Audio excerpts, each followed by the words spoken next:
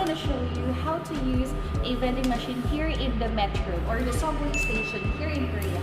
As you can see, there are lots of choices.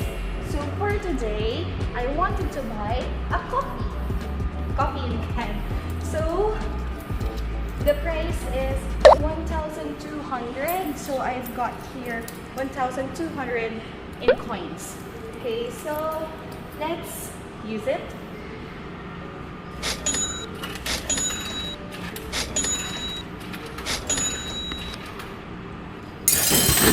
And there you go. You can get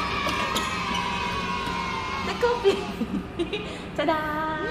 Yeah, you're allowed to drink inside the subway, but for etiquette reason, I think it's better to drink outside, not inside the subway station. Yeah.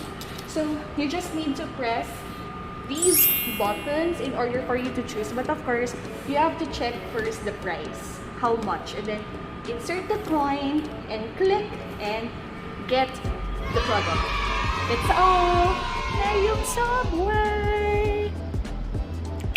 If you like this video, don't forget to like, subscribe, and share it to your families and friends. Now I'll see you guys again on my next vlog. Annyeong!